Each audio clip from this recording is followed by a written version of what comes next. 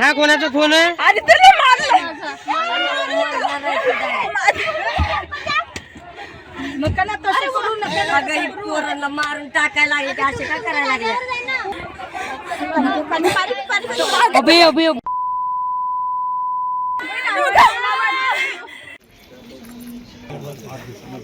संगमनेर तालुक्यातील पुणे नाशिक राष्ट्रीय महामार्गावरील वरुडी फाटा येथे तमाशा कलावंतांच्या वाहनाला एका वाहन चालकानं कट मारत इतरांना बोलावून घेत कलावंतांना बेदम मारहाण केली आहे। या घटनेमध्ये महिला कलावंतांशी असभ्य वर्तन करण्यात आल्याची धक्कादायक घटनाही घडली आहे। हे सगळे कलावंत राष्ट्रपती सुवर्ण पदक विजेत्या दिवंगत विठाबाई भाऊ नारायणगावकर यांच्या तमाशा फडातील कलाकार आहेत। संगमनेरच्या पोखरी बाळेश्वर येथे आपला कार्यक्रम पार पडल्यानंतर हे कलावंत बुधवारी माळेगाव पठार येथे पुढील कार्यक्रमासाठी वाहनातून जात होते। वरुडी पठार येथील एका पेट्रोल पंपावर इंधन भरल्यानंतर ते पुढे निघाले असता एका वाहनानं त्यांच्या वाहनाला कट मारला। यानंतर संबंधित वाहन चालकानं आपले वाहन आडवं लावत तमाशा कलावंतांच्या चालकाला मारहाण केली। यानंतर त्याने इतर काही जणांना बोलावून घेतलं आणि त्या सर्वांनी मिळून कलावंतांना मारहाण केली। विशेष म्हणजे काही महिला कलाकारांना देखील मारहाण करण्यात आली आहे। घारगाव पोलीस घटनास्थळी उशिरा पोहोचल्यामुळे हे प्रकरण आणखी तापलंय आणि दुर्दैवानं तमाशा कलाकारांना अमानुषपणे मारहाण करण्यात आली आहे। संगमनेर अकोले टाइम्ससाठी अमोल शिर्के, संगमनेर। नमस्कार, मी विठाबाई भाऊ नारायणगावकर यांची नात बोलते। आज आम्ही हजेरीचा कार्यक्रम केला। कुठं? काय गावाचं? पोखरी बाळेश्वर। हां, पोखरी बाळेश्वरला कार्यक्रम हजेरीचा केला आम्ही निघालोच होतो आणि पेट्रोल पंपाच्या थोडंसं पुढं तर त्याच्यावर 3-4 मुलं आले आणि त्यांनीच कट दिला आमच्या ड्रायव्हरला। मग आता आमचं कसं असतं की आमचे ड्रायव्हर ड्रिंक करत नाही, कारण सगळ्या मुलींचा जीव सुरक्षित राहावा, सगळ्यांचा जीव सुरक्षित राहावा म्हणून आम्ही मालक लोकांनी त्यांना सांगितलेलं असतं की तुम्ही ड्रिंक करायची नाही। आमचे ड्रायव्हर लोक सगळे बिगर ड्रिंकचेच गाडीवर बसतात। ते मुलं आडवे आले तर आले आमच्या ड्रायव्हरला मारायला सुरुवात केली। ड्रायव्हरला मारलं तर आमच्यात ऑपरेटर आहे, साऊंडचा ऑपरेटरवाला आहे, त्याला खाली ओढलं। तो एवढंच बोलला, का मारताय बाबा, काय झालं, तुमचं काय नुकसान तरी झालं का, तुम्हीच आडवे आले। त्याला कंप्लेंट 7 ते 8-10 जण मारत होते, इतकं सुजवलं त्याला मारून। आमच्या मुली खाली उतरल्या, ह्या आमच्या कंपनीच्या जेवढ्या नर्तिका मुली आहेत त्या खाली उतरल्या। दादा मामा का तुम्ही मारता, काय एवढं झालं, तुमचं काय नुकसान झालं का आमच्या माणसांना मारताय। आमच्या मुलींची कपडे फाडली, एका मुलीला आमच्या पोटातला आता बुक्क्या मारल्या। आमच्या लक्झरीत आले, 2 जण मांडी घालून बसले, म्हणले बाकीच्या पोरांना जा रे, धरा यांना, धरा रे यांना, मारा रे। आमचे म्हणजे त्याच्यात माझी आई पण आहे, विठाबाईंची मुलगी भारती नारायणगावकर, विठाबाईंचा मुलगा कैलास नारायणगावकर, यांना इतक्या घाणघाण शिव्या गाळ केल्या। ते म्हणत होते दादा मामा मुली आहेत, तरुण मुली आहेत, गाडीतून जावा। त्यांनी ऐकलं नाही, आमच्या मुलीला इतक्या लाथा मारल्या, मुलींचे कपडे फाडले ना, अक्षरशः मुलींना पूर्ण कपडे फाडून उघड्यावर उभं केलं होतं। ही काय पद्धत आहे का? यांना लाज शरम वाटायला पाहिजे। अरे प्रत्येकाला बी आई बहीण घरात आहे, आम्ही आमच्या पोटासाठी करतो आणि आमचं हे तमाशा मंडळ म्हणजे प्रत्येका तमाशा मंडळ हे इज्जतीतलंच आहे। कधी आमच्याकडून अशी गैरवर्तणूक कधीही भेटणार नाही। कधी पण तुम्ही कोणाला विचारा की तमाशा मंडळ इज्जतीतलं आहे, आणि जर त्याच तमाशा मंडळ आज विठाबाई नारायणगावकर राष्ट्रपती पुरस्कार आहेत, आज जर त्यांच्या तमाशामध्ये जर असं घडतं तर हे लाजिरवाणी म्हणजे अतिशय म्हणजे पुरुष या जातीला काळिंबा फासणारी गोष्ट आहे आणि ज्ञाती बिघडलेली आहे। नका रे, अरे आपल्या घरात आई आहे, बहीण आहे, आपल्याला सुद्धा कोण प्रत्येक मूल्य त्या भावनेत का बघत नाही तुम्ही? का बरं तुमची वासना एवढी घाण का बिघडलेली आहे? आज गोरगरीब मुले आहेत, काय केलं रे त्यांनी? त्यांना उघड्यावर तुम्ही त्यांचे कपडे फाडले, त्यांना मारहाण केलं। आणि तमासगीर काय करतो? पोटासाठीच जिणं जगतो ना, काय करतो तमासगीर? आज 2 वाजल्यापासून हा टाइम झाला, पोलीस स्टेशनला बसलोय, पोटात कुणाच्या अन्न नाही, सकाळ दिवसा कार्यक्रम केला आणि 2 वाजता हे घडलं। तक्रार बी घेतलेली नाही, काही नाही, थांबा चालले। 6 वाजले, संध्याकाळी कार्यक्रम करायचा आहे, प्रत्येक गावकऱ्याचे 2 रुपये घेतलेले असतात, कार्यक्रम करावाच लागल आणि करणंच भाग आहे। इथून काही न्याय अजून भेटलाच नाही।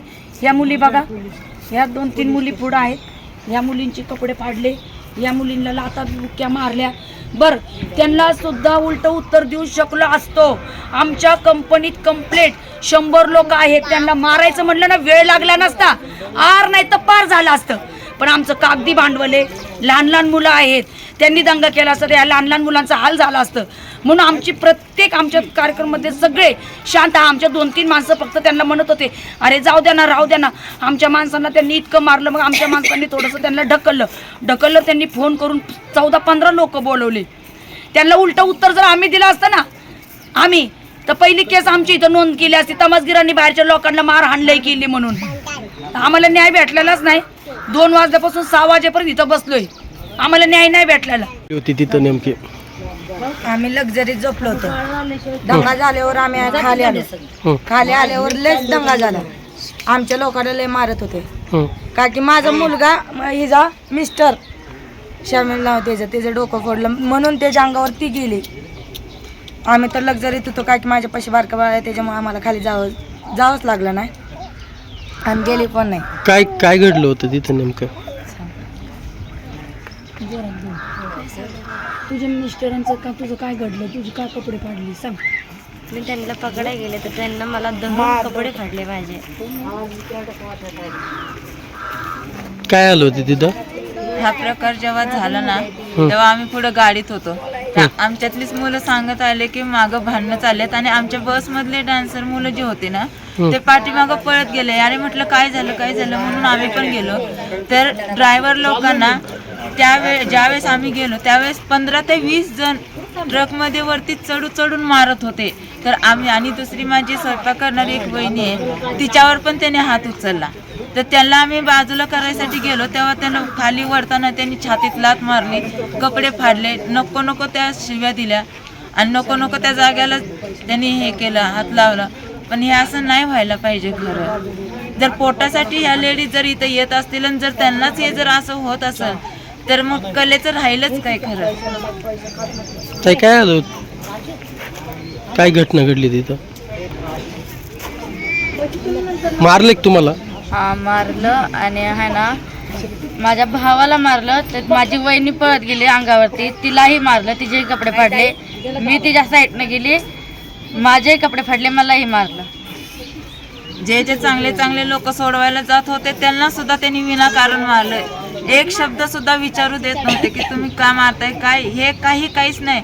जसं आलं तसं मारत होते. ज्यांचा काही चुकी नव्हती त्यांना सुद्धा ते मारत होते आणि इतकं जनावरासारखं मारत होते की त्यांना काय बोलण्यातच काही अर्थ नव्हता. आणि इतकी ड्रिंक केलेली होती त्यांनी की बस त्यांना उभा सुद्धा राहता येत नव्हतं. तुम्ही इथं पोलीस स्टेशनला आल्यानंतर तुमच्यावरती काय औषधोपचारासाठी तुमचं काय मेडिकल वगैरे झालंय का? मेडिकल आमचं हे नेलं होतं म्हणजे इथं आल्यानंतर झालंय मेडिकल. हा ते करून आल्यानंतर मग ह्यानी चिठ्ठी दिली, ह्यानी वापस पाठवलं दुसरं त्यांनी सरकारी मेडिकल करायला. आमचं फक्त एवढंच म्हणणं आहे, हे झालेल्या गोष्टीच तर आम्हाला सगळ्या गोष्टीची नुकसान भरपाई द्यावी, पण आम्हाला न्याय पण मिळावा. काय घटना झाली होती तिथं? आम्ही खाली झोपलो होतो. मी गाडीतून खाली आल्यानंतर अचानक म्हणजे दादा काय झालं, त्याने डायरेक्ट मला मारायला चालू केलं. कुणी? त्या पोरांनी. म्हणजे दादा काय झालं, कशात काय नाही, त्यांनी बाकीचं बोलवत दिलं. डायरेक्ट 10-15 जण डायरेक्ट मारायला चालू केलं. तिथून मी पळून डायरेक्ट बसमध्ये आलो. बसचा दरवाजा फोडला त्यांनी. तिथून परत त्यांनी थांबल्यानंतर कॉन्स्टेबल साहेब आले. त्यांनी समजी परत तिथून निघून गेले. कुठं कार्यक्रम केला होता आणि दुसरा कार्यक्रम कुठं होता? कार्यक्रम आम्ही ह्याला केला काय ठोकळे बारेश्वरला. तिथून आम्ही पंपावर आलो. पंपावर डिझेल टाकले, नंतर गाड्या बाहेर आल्या. मग तिथून मी झोपलो. तिथून मग उठल्यानं खाली आल्यानंतर म्हणले काय झालं विचारलं त्यांना. त्यांनी डायरेक्ट मला मारायला चालू केलं. काय नाव तुझं? गणेश शिवाजी गायकवाड. त्याला नाही बोलता येत की माझे पण आहे की हातावर काटे आणलेले. तिथं सुरुवातीपासून मी शेवटपर्यंत तिथं होतो.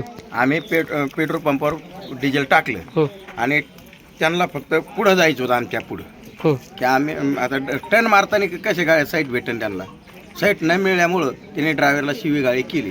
ड्रायव्हर त्यांना म्हणतो तरी शिव्या देऊ नका असं म्हणता वर चढून लगेच ड्रायव्हरचं गचुरं पकडलं असं लगेच ड्रायव्हरला हाणायला सुरू केलं. आता मी त्यांना म्हणतो दादा तुम्ही काय झाले मला सांगा, तुमच्या पाय पडून सांगतो तुम्हाला काय झाले, फक्त मग आम्हाला सांगा. त्याने की माझे पण हातावर काठी हाणली. किती जण होते ते?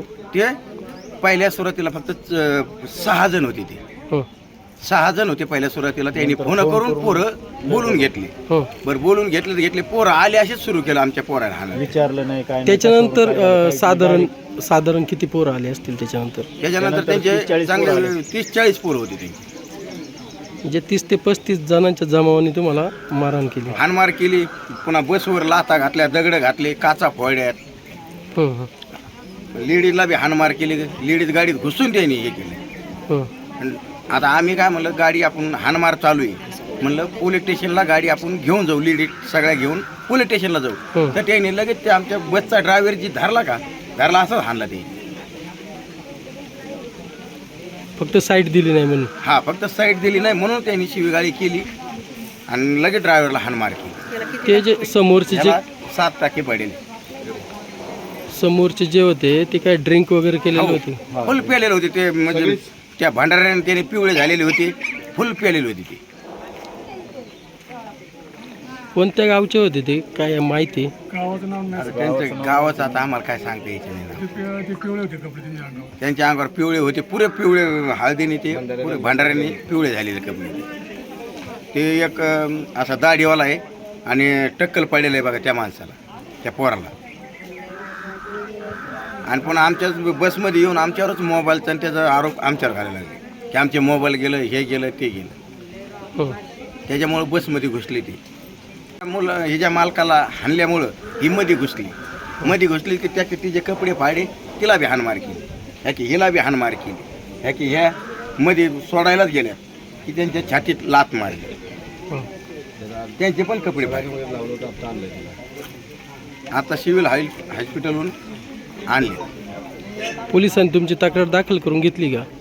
घेतली, पण पहिल्या सुरुवातीला त्याने आम्हाला हे केलं ना, टाळाटाळी केली. आम्ही घटना कधी झाली 2 वाजता घटना झाली, आता वाजले किती बघा ना. आणि जर आरोपी हजर होत नाही इथं, मग हे न्याय आहे का? आमचं एकच म्हणणं आहे की फक्त ते आरोपी आमच्या समोर हजर करावं आणि त्यांना कठोर शिक्षा झालीच पाहिजे. त्यांना जर नाही शिक्षा झाली तर इथून पुढे असे आता हे कलाकार लोक म्हणजे पोट भरण्यासाठी आम्ही हिंडतो. आम्ही पोट भरण्यासाठी आम्ही हिंडतो, म्हणजे आमच्यावर जर अत्याचार जर झाला तर करायचे काय? संध्याकाळी कार्यक्रम करतो. आता संध्याकाळी कार्यक्रम करायचा, कसा कार्यक्रम करणार? आता ह्या मुली, आता हे तर आमचं कर्मचारीच आहे, पण आता ह्या मुली आहेत, ह्या बी आता कसं संध्याकाळी काम करणार आम्ही? एकट्यावरती अवलंबून आहे ना. आता तिथं कोण मेन ऑपरेटर आहे आमचा, साऊंड ऑपरेटर. करायचे काय आम्ही? कसं कार्यक्रम करणार? आमच्या जवळजवळ आता ह्या आजच्या गावाच्या आमच्या 1-2 लाखाची सुपारी ह्याची बुडणूक कोण देणार आम्हाला? नुकसान आमची झाली. त्यांनी इतक्या शिव्या देतात, अहो तुम्ही शिव्या नका देऊ, झालंय काय असं विचार. ही दखल आमची पोलीस स्टेशनने घेतलीच पाहिजे. तमाशा मंडळाचं काय नाव तुमचं? विठाबाई भोमंग नारायण गावकर. नमस्कार, मी पूजा सोनवणे.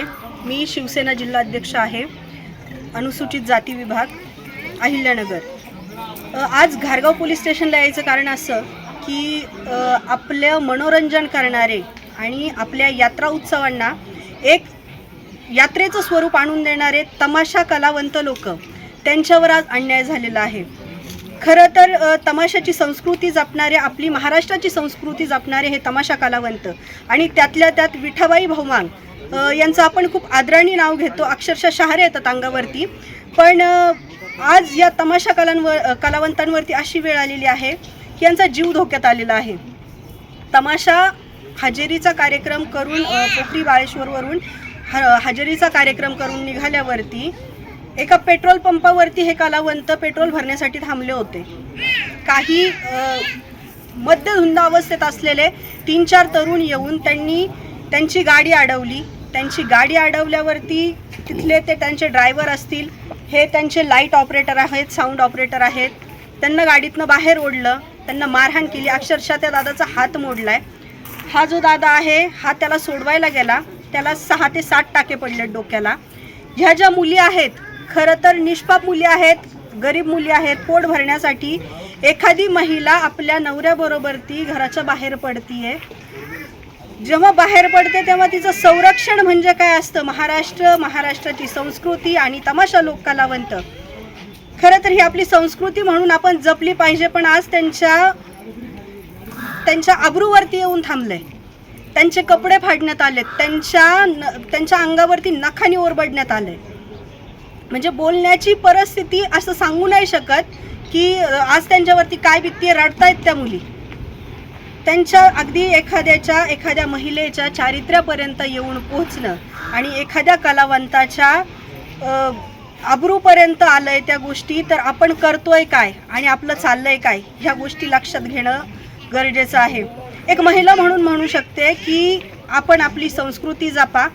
खरं तर माझ्या भगिनींना न्याय मिळणारच आहे आणि तो आपण सगळे मिळवूनच देणार आहोत, पण एक समाजात जगताना एक आदर्श म्हणून जगण्याचा प्रयत्न करा आणि आपल्या संस्कृतीला, तमाशा कलावंतांना आपलं समजून, आपले भाऊ बहीण, आपली आई असं समजून वागायला शिका आणि न्याय मिळवून देणारच आहोत. पोलीस प्रशासनही सांगतंय, खरं तर ताटकळवत ठेवलंय त्यांना आत्तापर्यंत. ताटकळवय आले दुपारी 2 वाजता, आत्ता वाजलेत 6 वाजलेत, 6:30 वाजलेत, अजूनही काही त्यांची तक्रार घेतलेली नाही आहेत. कुठले विशिष्ट कलम लावायचे ते माहीत नाहीत, पण त्या कलम लावण्यासाठी आत्तापर्यंत थांबलेले आहेत. आता ती आल्यावरती कळेल कुठली कलम लावतायत, काय होतंय ते. जे काही तरुणांनी यांच्यावरती भ्याड हल्ला केला त्या तरुणांना पोलिसांनी पकडण्यासाठी काही प्रयत्न केलेत का, की अशा तरुणांवरती काय कारवाई झाली पाहिजे, काय सांगाल तुम्ही? नक्कीच त्यांना पकडण्यासाठी ते गेलेत. जवळपास 2:30-3ला ते इथनं गेलेत. PI साहेब, थोरात साहेब जे आहेत, घारगाव पोलीस स्टेशनचे API थोरात साहेब 3च्या दरम्यान गेलेत ते, पण आता वाजलेत 6:30. अजून कुठलाही आरोपी पकडला गेला नाही. तमाशा कलावंत जे आहेत त्यांनी जे व्हिडिओ काढलेत, आरोपींची ओळख झालेली आहे, तरीही आरोपी अद्यापही पकडला गेलेला नाही.